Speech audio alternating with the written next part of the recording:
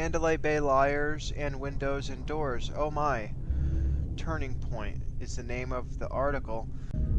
Now let's think back to what we Americans got right after the Oklahoma City bombing incident on April 19, 1995.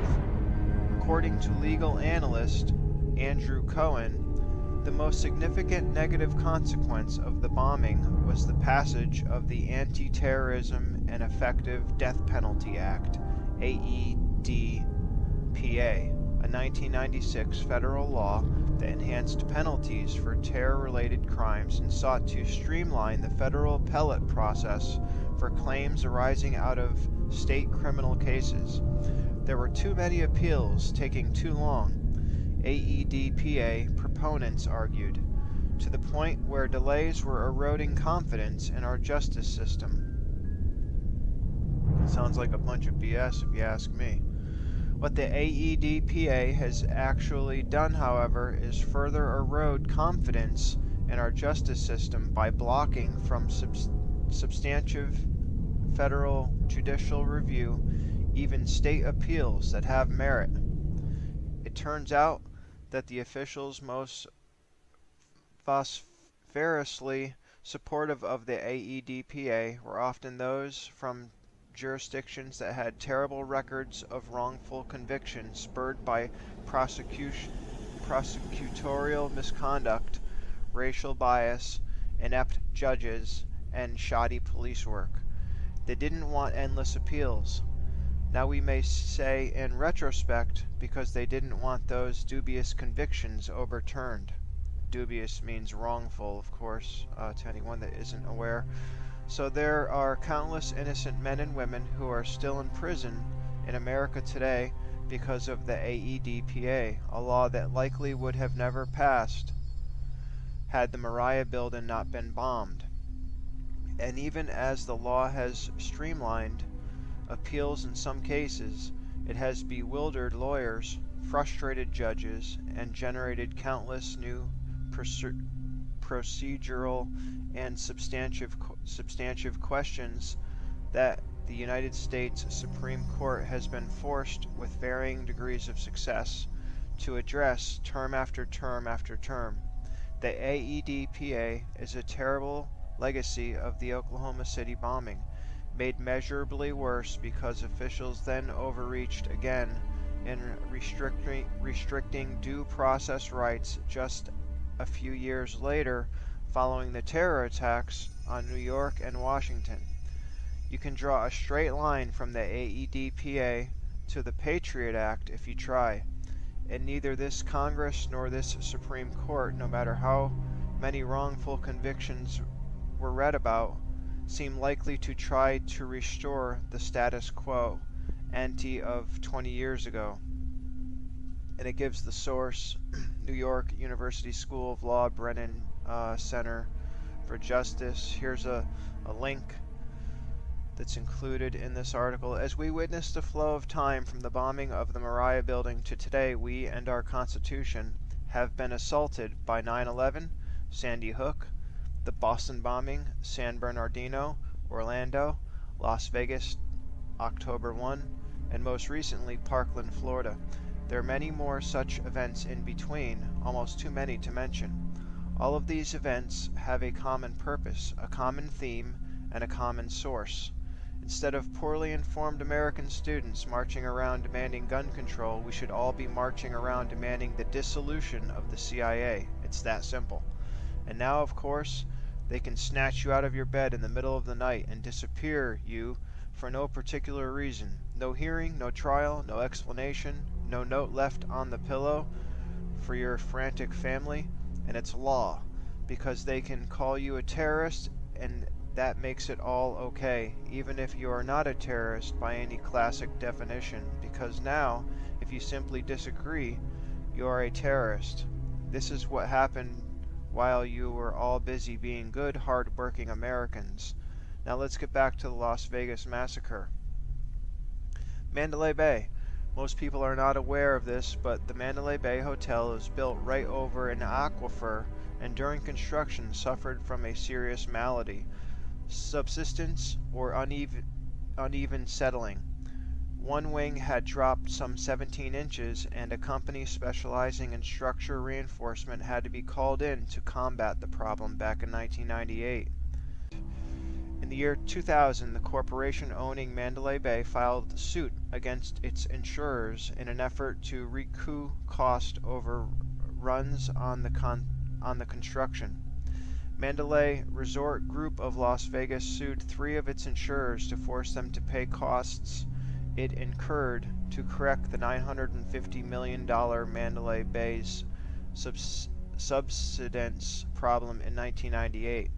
The resort spent between $8 million and $10 million to install 536 metal cylinders under the 43-story, 3,700 room building after it began sinking during construction in June 1998, which resulted in hairline cracks in the valet parking garage, warped door frames, windows, and other structures. The hotel casino sank 18.8 inches during construction as its weight squeezed moisture out of an underlying aquifer. In a Clark County District Court suit,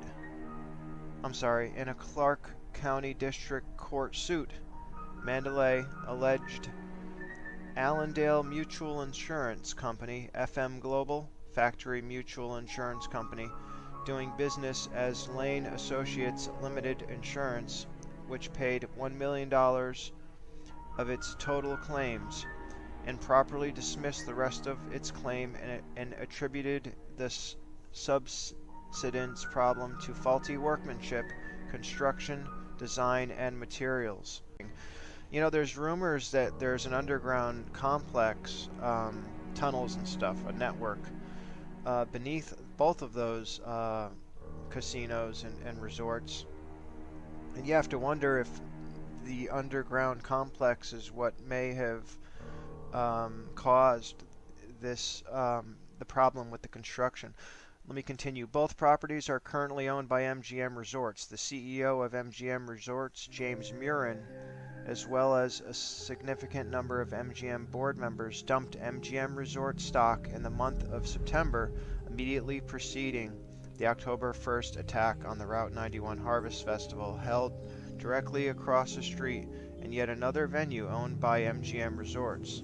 And the month prior to that saw financier George Soros placing a PUT option on MGM Resorts stock. Soros was betting that MGM Resort stock was going to take a nosedive in the near future. These people must all be psychic, right? I know, right? How did they know that? Why spend so much time on the structural problems of these neighboring hotels? It is important because of a parallel event that took place on September 11, 2001. It was a well-known problem for the Twin Towers in New York City that both buildings were riddled with asbestos.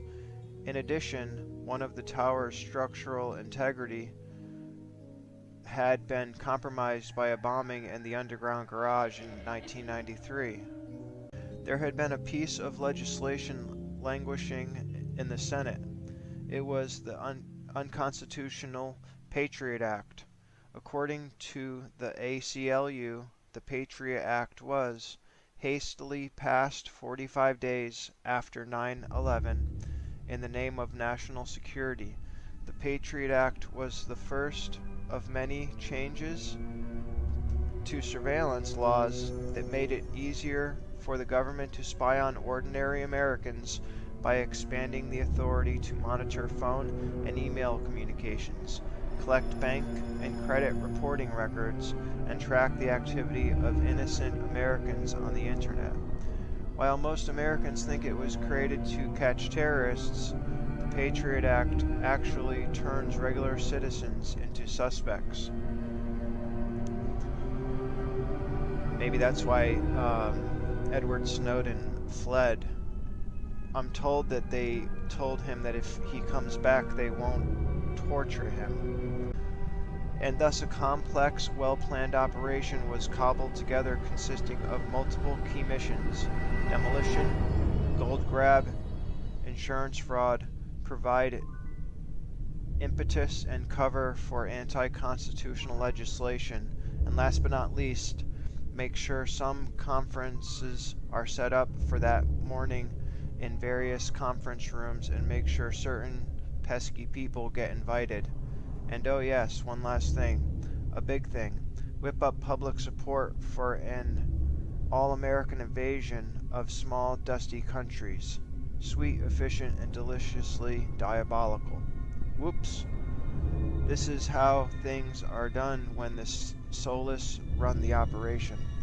It was no different with Route 91 and the Mandalay Bay. Well, the planning was no different.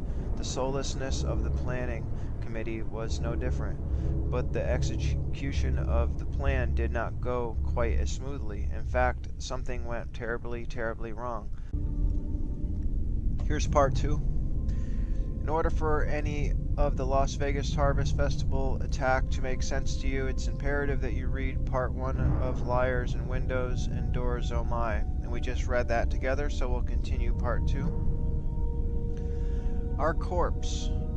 We should probably begin with what is, aside from the dead and wounded toll, our one and only fact. The man who lay dead on the floor of Mandalay Bay Suite 32135 the night of October 1st, 2017 was not Stephen Paddock. Had Stephen Paddock been, as described by the coroner, 6'1" with brown eyes and defined rounded earlobes and lots of missing teeth, we'd be fine. But we are not fine because Stephen Paddock was 6'4", blue-eyed, with a very particular earlobe structure that is referred to as attached. And Paddock had teeth, lots of teeth, which is probably why the coroner used fingerprints to support the identification instead of the more customary dental charts. I would like to pose a question as to how fingerprints were used to identify Mr. Paddock when the man had absolutely no criminal history. And I have to agree with this article, folks, and that's why I'm reading it, because the autopsy report, and you guys can check it out yourselves, indicates that Stephen Paddock died on October 2nd at around 12 noon. So none of it makes sense, none of it matches the official story. Earlobes are as unique as fingerprints and a lot more difficult to fudge, providing there is a sufficient trail of photographic evidence. Every photograph of Mr. Paddock shows his earlobe structure rather clearly, as well as his blue eyes. His driver license and fishing license confirm blue eyes as well, and a 6'4" height. So who is the dead man on the floor? Your guess is as good as mine, but we can all be sure of who it is not. It is not Paddock. And I have to say that when I first saw the picture of the crime scene where they showed Stephen Paddock, my initial reaction was, that's not him. And I've heard other people say the same thing. Let me continue. Here are the comparisons so that you may see for yourself. And here they show up close Paddock's, he does have very kind of distinct earlobes. They do look kind of connected. If that's a dummy, then it's definitely the best dummy I've ever seen. So it looks like just another person that they used. Look carefully, not only at the earlobe, but the entire ear. There is simply no match here. The ear of our corpse is rounded at the bottom, much like a reverse letter J.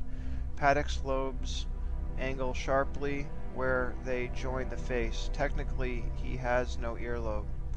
The man on the floor is not the friendly, intelligent accountant millionaire, period. Therefore, the remainder of this article we shall refer to the dead man on the floor and possible shooter, though Paddock likely took off well before the attack on concert goers began, as SP, which represents the concept of stiff person, not Stephen Paddock. Mr. Paddock's name will only be used when actually discussing Mr. Stephen Paddock. From here on, when you see SP, think stiff person, not Stephen Paddock. So the SP will refer to the dead person in the pictures at the staged crime scene. One last thought before we move on. It is entirely possible that Sheriff Lombardo was telling the truth when he stated that it looked to him that Stephen Paddock had an escape plan. From the looks of those earlobes, Paddock most assuredly did. To the best of my knowledge, absolutely no one has noticed a very disturbing and obvious detail about this corpse. One eye is wide open, but the other is closed. There is some suggestion of lividity along the right cheek below the closed eye. What might this tell us? Think about it. What could this mean? Put on your Sherlock Holmes hat for a few minutes and see if you come up with anything. As you do so, let us make one more observation about our corpse. There seems to be some tissue missing from the left mouth corner, and you can see it on the right. And there is a blood pattern of an unusually straight line running from the mouth corner towards the ear. The gunpowder residue, which is black, is right in that mouth corner. Now, I will ask again, does this evidence tell you anything? Here's what it tells me. At the moment of death, this man's head was turned to the right. The LVMPD FIT report did mention injury to both legs. Preliminarily, the injuries noted were on the posterior of both calves. This is a vague statement and there is no further detail, but it does suggest that the man was struck from behind with an object long enough to contact both calves. And I actually heard about this recently, and I didn't hear much about it, but I did hear that he appeared to have a broken leg. Las Vegas Review-Journal was given a copy of the coroner report, and this is what they wrote. Paddock also had scrapes on his right upper calf and knee and a bruise on his left calf. This description would suggest that the man was struck from behind and fell on his right knee. So then it sounds as though the dead man found on the floor in Vista Suite 32135 had his legs knocked out from under him and fell to the floor, landing on his right knee. Likely he was then pushed over and held down with the right side of his face, making contact with the floor. Pressure was applied to his head, making it impossible for him to turn his head nor to open his right eye. The purpose of forcibly holding down the head was, of course, to facilitate the insertion of the barrel of the gun onto the left corner of his mouth. Murder, she wrote. The following is a quote taken from the LVMPD preliminary report released on January 18th, 2018. On or around September 9th, Paddock made his room reservation for a Vista Suite ending in 235, but not a specific floor. And we heard Paladin WH get into this. On September 20th, Paddock was internally assigned to room 33235. On September 21st, Paddock was internally changed to room 32235. On September 24th, Paddock was assigned to room 32135. Footnote 4 at the bottom of the page states, and we did see this actually, the records of this. Paladin WH showed us, and we saw it in a previous documentary that is in this series for anyone that wants to check it out. All internal changes to Paddock's rooms were done by a Mandalay Bay computer without Paddock's knowledge. We can discard any notion of this having been a well-planned, premeditated act on the part of Stephen Paddock, with this one simply stated footnote. He never asked to be placed in a room overlooking the concert, nor in sight of the fuel tanks for that matter. That said, footnote 4 is only partially correct. The wording makes it sound as though the computer system autonomously made these changes to Paddock's room assignment, but the computer cannot do this. A human being would have looked at the vacancies on September 20th and chosen to place him in 33-235. A human would have subsequently moved him to the suite one floor below, 32-235, still in his preferred wing, on September 21st, and a human being would have moved him to the 100th wing the day before his arrival on September 24th. And I have to agree with this. This is definitely true, folks. This is all true. To underscore the fact that Paddock did not want the suite on the 32nd floor of the 100 wing, Paddock spoke with his VIP host about his room assignment 2 days after he checked in, according to the LVMPD report. Paddock spoke with his VIP host, reference wanting the Vista suite at the end of the hall with the double doors. Paddock was insistent on the suite and connecting room. Paddock wanted to be in the 200 wing as it had a better view, according to him. Paddock was upset about the room, but was not angry. Paddock never mentioned the reason why he wanted a connecting room. Paddock obviously did not want a room overlooking the venue. So much for the carefully planned theory.